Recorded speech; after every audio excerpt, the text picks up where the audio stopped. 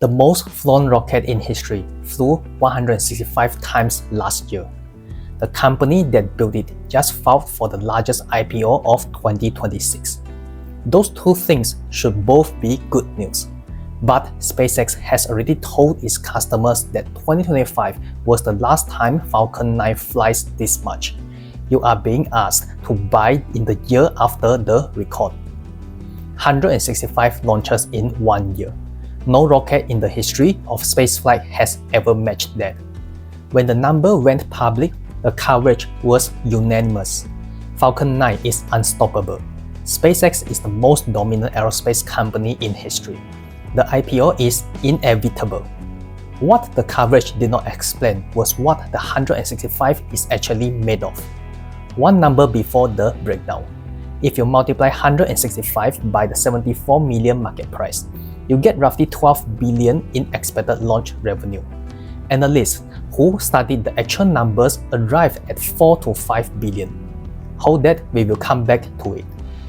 Take those 165 launches and break them down by customer. Approximately 125 of them were Starlink batch flights. SpaceX launching satellites for its own internet service, not an external customer, an internal operation. And those flights are not built at the 74 million market rate. Analysts who have studied SpaceX's cost structure estimate the internal transfer price at roughly $28 million per flight. I covered what that $28 million does to Starlink's reported profit margin in the last video. Link is in the description. What I want to look at today is the rocket itself. Remove the 125 internal Starlink flights. What remains is roughly 20 to 30 commercial launches for external customers. Add 10 to 15 government missions, NASA crew rotations, National Reconnaissance Office payloads, Space Force contracts. That is the full picture of the external Falcon 9 business. Think of it like a bakery that sells 165 loaves a day. 125 of them go to the owner's own cafe at an internal price. 40 go to paying customers at full price. You do not run the headline as 165, you run it as 40. That is the commercial launch market SpaceX actually has. Roughly 35 to 45 external customers per year. Simple enough, right? Now go back to the gap. 165 launches at $74 million, each implies 12 billion. The actual external launch services revenue is $4 to $5 billion. The difference is the 125 internal Starlink flights that were never built at market rate. Before SpaceX entered the market, launching a commercial satellite cost between 100 million and 200 million. SpaceX changed that. The 35 to 45 companies who fly with Falcon 9 today are paying less than their predecessors did. The market is real. That reaction, that $4 to $5 billion is still a real and profitable business, with customers who have nowhere else to go. It's fair. The pricing power is real. But the 165 and the 40 are two different stories. And the IPO is being priced partly on the impression the 165 creates. The number that went into every headline was the one SpaceX chose to publish. That is not the most surprising number in this story. Come back to that gap. $4 to $5 billion in real external launch revenue, but a $1.75 trillion IPO. That means the launch business alone is not carrying this valuation. Something else is. And that something else depends entirely on what SpaceX charges itself. In 2020, SpaceX charged external customers $62 million per launch. That year, a typical booster was getting 5 to 7 flights before retirement. The cost per reused flight was roughly $28 million. I know some of you were taught that reusability was going to bring the cost of space down for everyone. That was the original promise. Cheaper launches, broader access, the era of affordable rocketry. I carried that assumption for years. By early 2026, SpaceX is getting 20 to 34 flights from a single booster. Booster B1067 flew 34 missions. Its first flight was in 2017. The refurbishment cost per flight today is roughly $1 million. The marginal cost of a reused launch is approximately $50 million, and the list price is $74 million, up from $62 million in 2020. Prices rose 19% while per-flight cost fell by more than half. Think of it like an airline that engineered a fleet that uses 40% less fuel per flight. They did not lower ticket prices. They kept the savings and raised the fare. That is what happened to every dollar that reusability saved. In 2017, when SpaceX first reused a booster commercially, Gwynne Shotwell said they were offering customers roughly a 10% discount for agreeing to fly on a flight-proven booster. By 2026, SpaceX's published price list no longer mentions a reuse discount. The savings that started as a customer benefit became margin. I want to clear about what that means. It is not a scandal. It is what a rational business does when it has no competition. You do not lower your price when there is nobody forcing you to. Every dollar of efficiency that reusability created stayed inside SpaceX. That is a good business. And right now, customers have almost nowhere else to go. Blue Origin's New Glenn flew on April 19, 2026. The booster landed.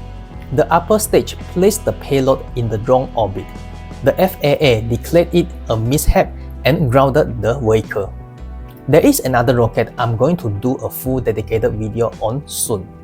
Rocket Lab is building a medium-lift vehicle called Neutron, targeting 50 to 55 million per launch. The competition story is more complicated than the current situation suggests. That is a separate video. For today, the conclusion is this. SpaceX's pricing power is intact, $74 million per launch. Margins expanding as reuse costs fall. No meaningful pressure to share any of it. Every time a booster lands, the next flight gets cheaper for SpaceX. The customer has never seen that math. When SpaceX lists on Nasdaq, it will become eligible for aerospace and technology indices.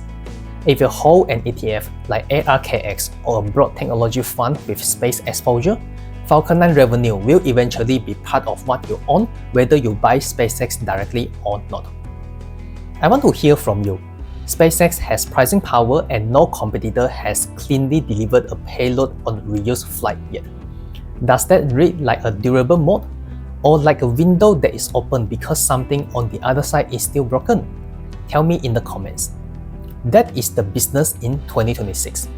Dominant, growing in margin, and operated by a company that has already decided to retire the product generating all of it. If this breakdown is useful, hit like and subscribe. I go 3 layers deep every week. 165 launches in 2025. That is the record. And per SpaceX, that is approximately the last time it will happen. The company has said it clearly. 2025 and 2026 are the last years of triple-digit Falcon 9 launches. After this, the number comes down. The plan is Starship. December 21st, 2015. Cape Canaveral, Florida, 8:37 in the evening. Falcon 9 launched, delivered its payload, and the first stage turned around and came back toward Earth. Elon Musk stepped outside the launch control building to watch. He heard the sonic boom at the exact moment the booster touched down. Standing outside in the dark with no visual on the pad, he assumed it had exploded. He ran back inside. On the screens, the booster was standing upright, intact, undamaged. National Geographic had a camera on him. 2 words came out. Is standing up. He said it twice. At the press conference that night, it's a revolutionary moment. No one has ever brought an orbital-class booster back intact. That was the beginning of the record. Now imagine you are Elon Musk on April 1st, 2026. It is 10 years and 3 months after that night. The rocket that was standing up on that pad has now flown 640 times. A single booster has flown 34 missions. You have just filed for the largest IPO in history. And the president of your company has already publicly announced the retirement of the rocket that made all of this possible. What do you do with the timing of that? The person who announced the retirement spent 15 years defending the very rocket she is now retiring. Gwynne Shotwell has run SpaceX's operations for over 20 years. She watched the aerospace industry say reusability was impossible. She watched the critics quietly revise their position from impossible to inevitable. Then in 2024, she said Starship obsoletes Falcon 9 and the Dragon capsule. And this, we will be flying Falcon 9 for 6 to 8 more years. But ultimately, people are going to want to fly on Starship. 6 to 8 years from 2024 is 2030 to 2032. The IPO opens in June 2026. Investors entering the story now are entering with 4 to 6 years of Falcon 9 flying at declining volume before full transition. Some of you are already forming the response. Starship comes next. The whole point is the better rocket replaces the older one. Buying SpaceX is buying Starship too. Hold that, one more section. The beginning of that arc happened before most people were watching. The IPO opens at the moment the company announced when the arc ends. The IPO prospectus, the S1, is coming out in May 2026. Think of it as the first time SpaceX has ever been required to show its work in a format anyone can audit. SpaceX has been a private company for 24 years. It published what it chose to publish. The S1 changes that. It requires a full breakdown of revenue by business segment, cost allocation between divisions, and the pricing between SpaceX's own internal units. That last item is the number every analyst covering this story is waiting for. The internal transfer price for Starlink launches has never appeared in an audited document. The $28 million figure is an analyst estimate. Tim Farah, a satellite industry analyst, has stated publicly that Starlink would likely be unprofitable if it paid market rates for launches. Gordon Johnson at GLJ Research has made the same argument. SpaceX has not publicly contradicted either estimate. The S1 will assign an audited number to what SpaceX charges itself. Whatever that number is, it changes the model. The IPO roadshow is expected in June 2026. The sequence is S1 published, institutions study it, roadshow builds momentum, IPO price, shares listed. Retail investors read the prospectus at the same time as institutions. Institutions have more analysts and faster processing. The price of the offering gets set before most retail investors have finished working through what the document says. The decisions that set the offering price will be made before most people have finished reading the document. If you are a Starlink subscriber paying $35 to $50 a month today, the S1 will show you for the first time what your subscription is actually built on, the cost of putting each satellite up, the margin between what it costs and what you pay. That accounting has never been made public before. When I traced the pricing structure all the way back to the rocket, I wrote 3 numbers down on paper. $15 million to fly it, $74 million charged to customers, $28 million charged to itself. The gap between the last 2 numbers is the foundation of the largest IPO in history. None of those 3 relationships has ever been audited in public. I do not know what the S1 confirms. I know exactly which number I am going to look at first. 3 things I'm personally watching. 1. The S1 cost allocation between Falcon 9 launch services and Starlink. That single line will tell you more about its IPO than anything in the headline valuation. 2. The actual Falcon 9 launch count in 2026. SpaceX projects 140 to 145 for the full year.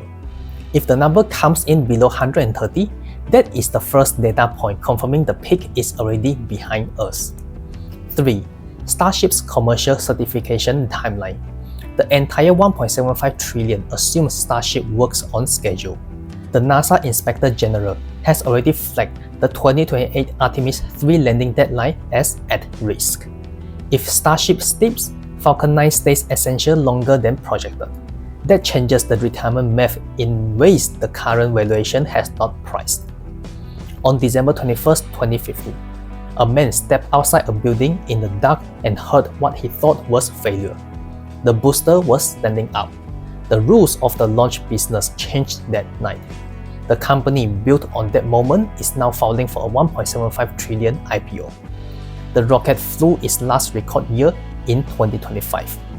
The president who spent 15 years defending it has already said it is obsolete. And the real revenue numbers behind the valuation have never been audited in public before May 2026. When those numbers come out and analysts do the math for the first time, will 1.75 trillion still be the price that made sense to pay? If this breakdown was useful, hit like and subscribe. I go 3 layers deep every week.